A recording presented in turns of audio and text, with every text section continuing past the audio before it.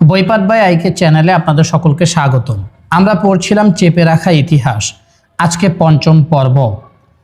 তাছাড়া ডক্টর তারাচাঁদ বাবু লিখেছেন, ভারতে পুরোহিত তান্ত্রিক অত্যাচার চরম পর্যায়ে পৌঁছেছিল বলে যদি কোনো সংখ্যালঘু অথবা মুসলমান লেখক লিখেন তা সত্যি হলেও কলে কৌশলে তার বই বাজেয়াপ্ত হতে পারে। সুতরাং কিছু অমুসলমান ও বিদেশি লেখকদের উদ্ধৃতি দিয়ে বইটিকে বাঁচতে দেওয়াই ভালো। হয়তো মুসলিম অভিযানে বা কোনো মুসলিম চরিত্রের প্রভাবে দলে দলে আকস্মিকভাবে ভারতীয়রা ইসলাম ধর্ম গ্রহণ করে। আবার যখন নানা কারণ যথা ধর্মের প্রতি পূর্ব মমতা অথবা স্বার্থ পূরণে ব্যর্থতা ইত্যাদির জন্য হিন্দু ধর্মের প্রত্যাবর্তন করতে চাইলে সে নও-মুসলিমদের আর হিন্দু ধর্মে স্থান দেওয়া হতো না। শ্রী দাশগুপ্ত লিখেছেন, বজ্র আটুনি ফস্কা গেরো। প্রথম জাপ্তা জুটে যারা ইসলাম ধর্ম গ্রহণ করেছিল তারা অনেকে পরে আবার হিন্দু ধর্ম গ্রহণ করে, কিন্তু ক্রমে হিন্দু ধর্মে প্রত্যাবর্তনের পথ বন্ধ করে দেওয়া হয়। পক্ষান্তরে ইসলাম গ্রহণে অনেককে যেমন বলপূর্বক বাধ্য করা হয়েছিল, তেমনি ইসলাম ধর্ম দুই বাহু প্রসারিত করে ভারতীয়দের আপন বক্ষে আমন্ত্রণ জানিয়েছিল।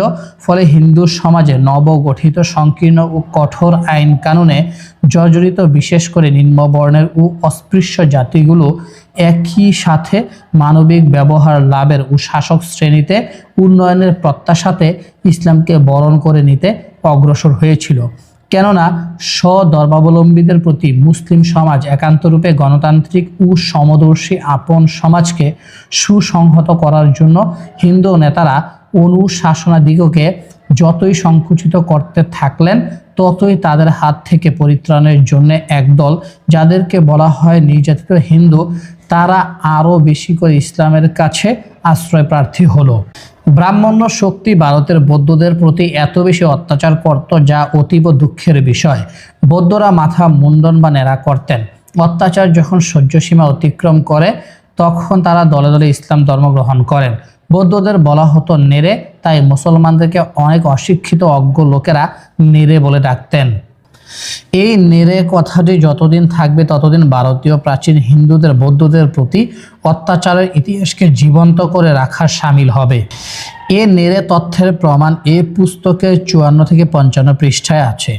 শুধু বৌদ্ধরা নন, ভারতের আর একটা বিরাট জাতি জৈন, তারাও অত্যাচারের বন্যায় ভেসে গেছেন এবং হয় মুসলমান হয়েছেন অথবা মৃত্যুবরণ করেছেন। শ্রী দাশগুপ্ত বলেন, বাংলার বৌদ্ধের মতো দক্ষিণ ভারতের জৈনরাও রক্ষণশীল শৈব হিন্দুদের হাতে নিপীড়িত হয় এবং একবার একদিনে 8000 জৈনকে শূলে হত্যা করার কথা তামিল পুরাণেই উল্লেখিত হয়েছে। সুস্পষ্টই এই সময়টাতে ব্রাহ্মণ হিন্দু ধর্ম পরসহিষ্ণুতার আদর্শকে জলাঞ্জলি দিয়েছিল। এ জাতীয় অসহিষ্ণুতার সবচাইতে চমকপ্রদ দৃষ্টান্ত শ্রীরঙ্গমের পরম শৈব রাজা প্রথম কুলোত্তুঙ্গ স্থাপন করে গেছেন। তার প্রতাপে স্বয়ং রামানুজ তার শিষ্যবৃন্দ সহ 1096 খ্রিস্টাব্দে মহীশূরের হয়সাল রাজা বিষ্ণুবর্ধনের আশ্রয়ে পলায়ন করেন এবং তারপরে 20 বছরের মধ্যে তিনি আর শ্রীরঙ্গমুখ হননি। শ্রীরঙ্গম ছেড়ে রামানুজের 1096 খ্রিস্টাব্দের পলায়ন ভারতবর্ষের ইতিহাসে একটি অসাধারণ তাৎপর্যপূর্ণ ঘটনা, কিন্তু সে তাৎপর্য উদ্ধারের চেষ্টা বিখ্যাত ঐতিহাসিকেরা অল্পই করেছেন। পুরোহিতদের বা ব্রাহ্মণ্যবাদের কথা বলতে গিয়ে ঐতিহাসিক দাশগুপ্ত লিখেন, শূদ্রকে স্পর্শ করলে সবস্ত্র স্নান ও উপবাসের শুদ্ধির প্রথা প্রচলিত করা হয়। চণ্ডাল জাতিকে প্রাচীন স্মৃতিকারগণ অস্পৃশ্য বলে চিহ্নিত করেছিলেন, কিন্তু এ কালের সমাজপতিরাই আরও কয়েক পা এগিয়ে ঘোষণা করেছিলেন যে চণ্ডালকে দেখা বা তার হাতে কথা বলা বা তার ছায়া মারানো প্রবৃত্তিও প্রায়শ্চিত্তযোগ্য পাতক। বোধ করি এসবের মধ্যে সবচাইতে উল্লেখযোগ্য ব্যাপার এমন যে এই টিকাকার বৈজয়ন্তী প্রণেতা শুধু ওসবে সন্তুষ্ট হননি, বৌদ্ধ জৈব লোকায়তিক বা বস্তুতান্ত্রিক ও নাস্তিককেও তিনি অস্পৃশ্যদের তালিকাভুক্ত করেন। স্ত্রীর যেন কোনো স্বাধীনতা না থাকে, গৃহকর্মের বাইরে কোনো রকম মন দেওয়ার সুযোগ না থাকে তার নির্দেশ ছিল। তাছাড়া বিজ্ঞানেশ্বর, অপরার্ক ও শ্রীর্থেশ্বর প্রণেতার মতে স্বামীর মৃত্যুর পরে স্ত্রীর আত্মদাহ অর্থাৎ স্ত্রীর চিতায় পুড়ে মরা অবশ্য কর্তব্য। তবে একালে সমস্ত টিকাকারই গোমাংস ভক্ষণে গুরুত্র পাপের পরিচয় পেয়েছেন। গোমাংস ভক্ষণ কোনো কালেই ভারতবর্ষে তেমন জনপ্রিয় ছিল না অথবা বহুল প্রচলিত ছিল না, কিন্তু মুসলিম সংযোগের ফলে এ বিষয়ে বিদ্বেষ জেগেছিল বলে মনে হয়। গম বা গমসাত খাদ্যকে শ্লেচ্ছ ভোজ্য, অতএব অবশ্য অপরিহার্য বলে বৈজয়ন্তী প্রণেতা। এর থেকে খাওয়া দাওয়ার ব্যাপারে মুসলিম সংযোগের দারুণ হিন্দু মানুষে প্রতিক্রিয়া কতদূর গিয়েছিল তা সুস্পষ্ট বোঝা যায়।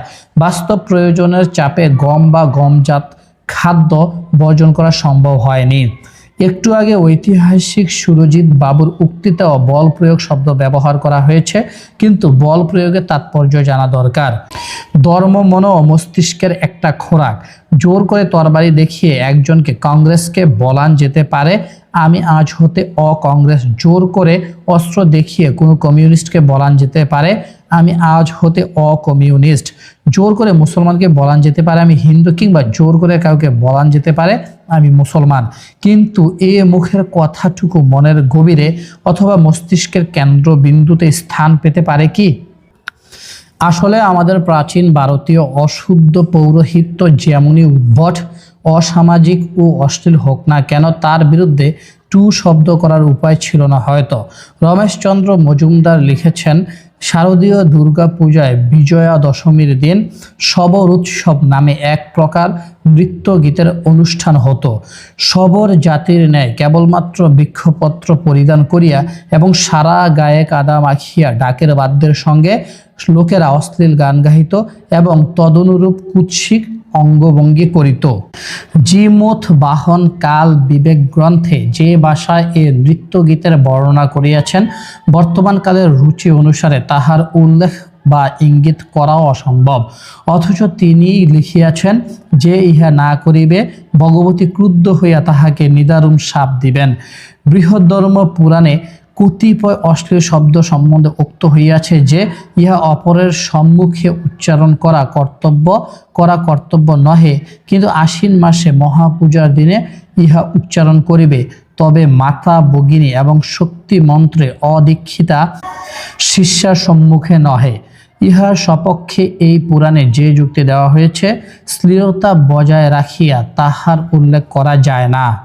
শ্রী মজুমদার আরও লেখেন, সে যুগের স্মার্ত পণ্ডিতগণ প্রামাণিক গ্রন্থে অকুণ্ঠিত চিত্তে লিখিয়াছেন, শূদ্রকে বিবাহ করা অসঙ্গত, কিন্তু তাহার সহিত অবৈধ সহবাস করা তাদৃশ নিন্দনীয় নয়। তিনি আরও লিখেছেন, কঠোর জাতিভেদ প্রথা তখন ব্রাহ্মণ ও অন্যান্য জাতির মধ্যে একটি সুদৃঢ় ব্যবধানের সৃষ্টি করিয়াছিল। ব্রাহ্মণ্যবাদ এতই চরম সীমায় পৌঁছেছিল যে যেটাই ঘোষিত হতো সেটাই ঈশ্বর বাক্য বলে মেনে নিতে হতো সমাজকে। বিদ্রোহ, বিরোধিতা বা সমালোচনার যথেষ্ট অবকাশ ছিল বলে মনে হয় না। তাই শ্রীদাসগুপ্ত লিখেছেন, পরে সেন রাজাদের আমলে প্রচণ্ড আগ্রহে ও প্রচারের জন্য উৎসর্গিত প্রাণের উদ্দীপনায় ব্রাহ্মণ্য ধর্ম প্রতিষ্ঠা করা হয়। এর ফলে বাঙালি সমাজে মুষ্টিমেয় ব্রাহ্মণদের প্রতাপ এত বেশি বেড়ে যায় যে তা অচিরে অত্যাচার হয়ে দাঁড়ায়। যেমন প্রায়শ্চিত্তের অতীত পাপ বলে সমুদ্র যাত্রাকে নিষিদ্ধ করা হয়। তিনি লিখেছেন যে কিন্তু তলিয়ে দেখলে মানতে হবে যে ব্রাহ্মণ্য ধর্মের পুনঃপ্রতিষ্ঠা বাঙালি সমাজকে অসার ও জড়বৎ করে ফেলেছিল, দুর্বল করে ফেলেছিল সজ্ঞ শক্তিকে। উপরন্তু সমাজপতিদের প্রতি জনসাধারণ উল্লেখযোগ্য সংখ্যাকে বিরূপ করে তুলেছিল। এমন বৈজ্ঞানিক মন্ত্রতন্ত্র আবিষ্কার করা হয়েছিল, যদি তা আলোচনা করা হয় তাহলে আজকের মানুষ বেশ অবাক হবে। ঐতিহাসিক দাশগুপ্ত আরও লিখেছেন, এ সময় এরূপ বিধানও দেওয়া হয়েছিল যে দেশ যদি শত্রু সৈন্য কর্তৃক আক্রান্ত হয় তাহলে সাদা অপরাজিতার মূল দুতুরা পাতার রসে বেটে কপালে তিলজ এঁটে মন্ত্র যা করতে হবে। উং অং হও হলিয়া যে মহেলি বিহঞ্জি শাহি নেহি মশা নেহিত খাহি লুঞ্জহি কিলি কিলি কালি হুং ফট সাহা। নিজেদের দোষ ঢাকার জন্য অপরের ঘাড়ে দোষ চাপিয়ে দিয়ে নিঃসন্দেহে ঐতিহাসিক ভ্রান্তি। ভারতের মুসলিম অঞ্চলগুলোর মধ্যে কেরালায় আজ এত মুসলমান কেন? সেখানে অস্ত্র দিয়ে বলপূর্বক ধর্মান্তর ঘটানো হয়েছে, এটা যে নিছক বাজে কথা তা আগের আলোচনায় দেখানো হয়েছে। তবুও কেরালা ও রাজস্থানের সামাজিক আলেখ্য আরও দু একটি নিয়ে আসছি। কেরালার নিম্ন বর্ণের প্রতি উচ্চ বর্ণের অমানুষিক ব্যবহার অকল্পনীয়। রাজস্থানে এ বর্ণভেদ প্রথা যে বাংলার চাইতে কত সহস্র গুণ ভয়াবহ তা আমার স্বচক্ষে দেখা। সাধারণত নিম্ন বর্ণের লোকদের বর্ণ অনুসারে পৃথক পৃথক পোশাক ও গহনা আছে এবং নিম্নবর্ণ লোকের পক্ষে এমন সাজ পোশাক সম্পূর্ণ নিষিদ্ধ যা উচ্চবর্ণ লোকের উপযুক্ত সাজ পোশাক।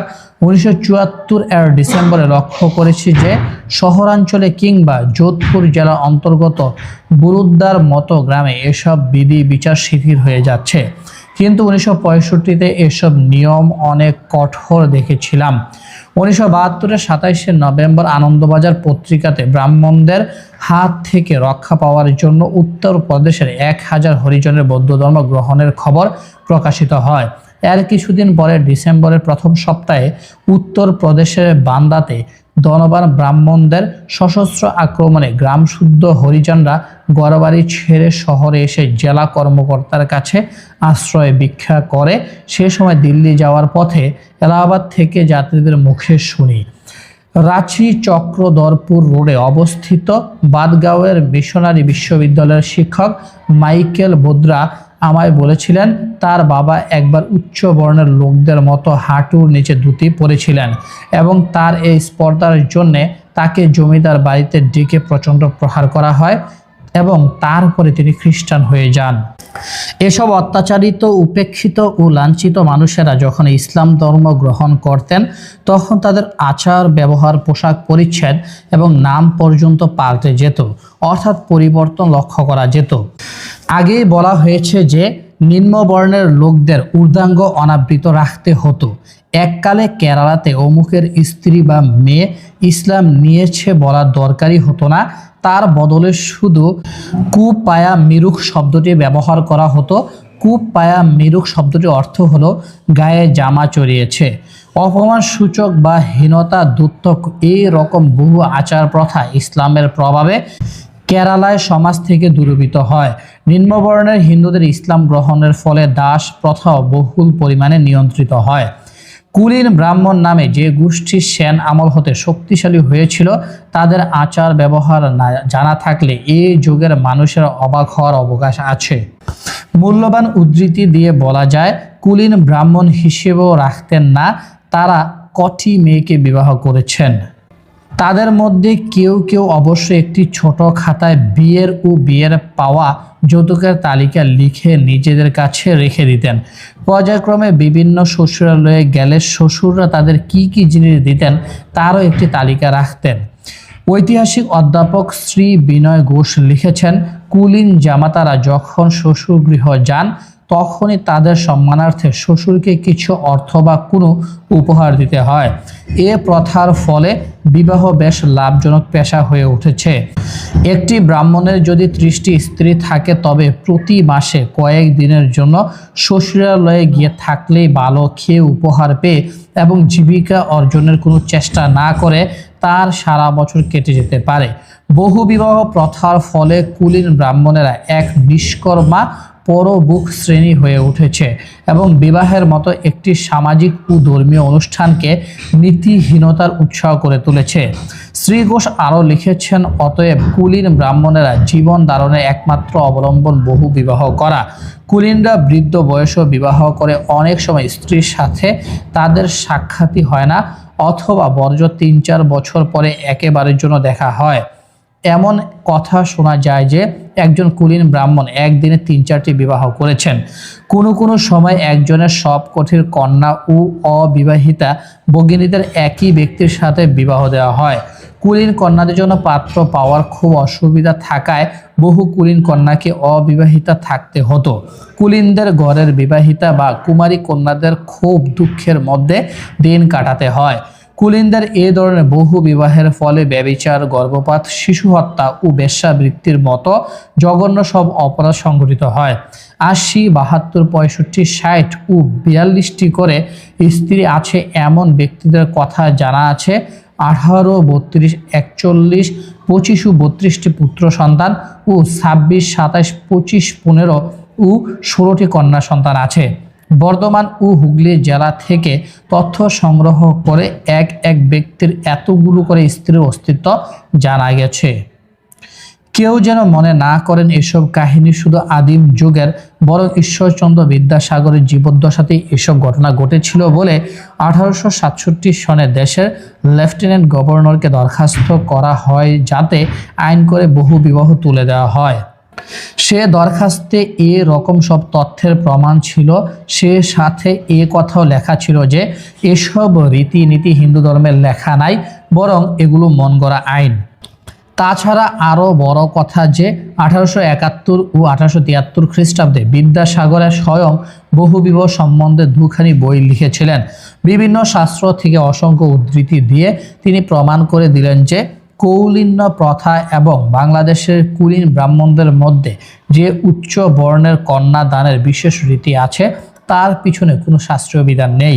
তার বিরোধী পক্ষে সমস্ত যুক্তি তিনি এভাবে সম্পূর্ণরূপে খণ্ডন করলেন। কলকাতা শহরের সবচেয়ে নিকটবর্তী হুগলি কুলিনরা কিভাবে বহু বিবাহ করে থাকেন তার একটা তথ্য তিনি সংগ্রহ করেছিলেন। এসব কুলিনদের নাম এবং তাদের স্ত্রীদের একটা সংখ্যা তালিকা তার বইতে সংযোজন করেছিলেন। ঈশ্বরচন্দ্র বিদ্যাসাগর নিশ্চয়ই আদিম যুগের লোক নন, কারণ তার জন্ম হয় 1820 খ্রিস্টাব্দের 26 সেপ্টেম্বর এবং তার মৃত্যু হয় 1891 খ্রিস্টাব্দের 29 জুলাই। 1826 সনে কলকাতার গোলদিঘি বা কলেজ স্কোয়ারে একটি নতুন বাড়ি তৈরি হলো। এসে একই বাড়িতে হিন্দু কলেজ ও সংস্কৃত কলেজ স্থান পেয়েছিল। সংস্কৃত কলেজে ব্রাহ্মণ ও বৈদ্য ছাড়া অন্য কোনো বর্ণের ছাত্র ভর্তি হতে পারত না। আর মুসলমানদের ছেলে ভর্তি শ্রী বিনয় ঘোষ আরও লিখেছেন, শুরুতে দুই প্রতিষ্ঠানের ছাত্রদের পারস্পরিক মেলামেশা বন্ধ করার জন্য যে উপায় উদ্ভাবন করা হয়েছিল তা হাস্যোদ্দীপক বলে মনে হয়। দুই প্রতিষ্ঠানকে একটি দেয়াল দিয়ে বিচ্ছিন্ন করে রাখা হয়েছিল আর সে দেয়ালের উপর দেওয়া ছিল লোহার গরাদ। উদ্দেশ্য ছিল যাতে দ্বিজ শূদ্র ছাত্ররা পরস্পর মেলামেশা না করতে পারে। এছাড়া তাদের একই ফটক এর ভিতর দিয়ে ভিতরে ঢুকার অনুমতি ছিল। অবশ্য তেমন চওড়া ফটকের হলে এবং ঢুকবার সময় উচ্চ শ্রেণী ছাত্রদের মধ্যে ছোঁয়াছুঁয়ি না হলে তবেই। ভবনের মাঝের অংশকে বেড়া দিয়ে ঘিরে পাশের অংশ থেকে বিচ্ছিন্ন করে রাখা হয়েছিল যাতে এক কলেজের ছাত্র অন্য কলেজে প্রবেশ করতে না পারে। উপরন্তু দুই কলেজের সন্নিহিত উপগৃহ ও দফতরগুলো আলাদা করে রাখা হয়েছিল যাতে ভারতীয়দের সুদৃঢ় বদ্ধমূল ধর্মবিশ্বাস ক্ষুণ্ণ না হয়। ঈশ্বরচন্দ্র যখন সংস্কৃত কলেজের শিক্ষক ছিলেন তিনি শুধু নিবেদন করেছিলেন কায়স্থ ছাত্রদের যেন এই কলেজে পড়ার ব্যবস্থা রাখা হয়। কলেজের পণ্ডিতেরা যারা বেশিরভাগ বিদ্যাসাগরের শিক্ষক ছিলেন তারা ক্রুদ্ধ হয়ে এ প্রচেষ্টার বিরোধিতা করতে লাগলেন। তবে একটা কথা ঠিক বোঝা যায় না, ইংরেজরা বিদেশি অহিন্দু শুধু নয় অব্রাহ্মণ ও গোমাংস ভক্ষক। তবু তাদের সাথে মেলামেশা করা, তাদের সাথে মিশতে পেরে গর্ববোধ করা এবং তাদেরকে সংস্কৃত শিখিয়ে দেওয়ার সময় কোনো প্রকার ব্রাহ্মণ্য আইন তৈরি হয়নি। হয়তো এও হতে পারে ইংরেজের প্রতি উদারতা প্রদর্শনতার অন্যতম কারণ, অথবা অন্য কিছু। এসব আলোচনায় দেশের উদ্দেশ্যের লাভ কি? আগেই বলা হয়েছে ভারতীয় মুসলমানদের অন্য সংখ্যালঘু সম্প্রদায়ের মতো মনে করলে ভুল করা হবে, বরং হিন্দু মুসলমানদের সম্বন্ধ মাথা আর দেহের মতো, বাকি সম্প্রদায়গুলো অন্যান্য অঙ্গ প্রত্যঙ্গের মতো। সুতরাং মুসলমানরা হিন্দু হতে পৃথক হয়ে পাকিস্তান বা বাংলাদেশ সৃষ্টি করে হিন্দু হৃদয়কে আঘাত করেছে, কথাটা ঠিক নাকি হিন্দু ভাইরা নিজেদের সৃষ্ট আইন মুসলমানদের দূরে সরিয়ে দিয়ে এবং অনুন্নত হিন্দুদের জোর করে নিজেদের সাথে মিশতে না দিয়ে মুসলমান হওয়ার সুযোগ করে দিয়ে সংখ্যা ও ধর্মভিত্তিক ভারত বাক্যে স্বাগত জানিয়েছেন। মুসলমানদের জন্য অনেক ইতিহাস পৃষ্ঠায় বল প্রয়োগের কথা অল্প বেশি স্বীকার করেছেন। মুসলমানরা জোর করে কিছু অমুসলমানকে মুসলমান করেছেন। একটু আগেই লিখেছি ধর্ম মন ও মস্তিষ্কের খোরাক, তবে কি বলপূর্বক ধর্মান্তকরণ মোটেও হয়নি? আমি স্বীকার করতে পারি সহজেই যে কোথাও না কোথাও এমন ঘটেছে যা অবিশ্বাস্য নয়। বল প্রয়োগের ব্যাখ্যা সুস্পষ্ট করে না দেওয়ার কারণে যে কোনো সাধারণ মানুষ এটাই মনে করেন যে এভাবেই বলা হয়েছিল, হয়তো তোমাকে মুসলমান হতে হবে, নইলে তোমার মুন্ডু কেটে নেওয়া হবে, অথবা তুমি যদি ইসলাম গ্রহণ না করো তাহলে তোমার জমি জায়গা সব কেড়ে নেওয়া হবে ইত্যাদি। আসলে বল প্রয়োগের ঘটনা এরকম নয়। এটা জানতে হলে আমার চোখে দেখা অভিজ্ঞতার উল্লেখ করছি।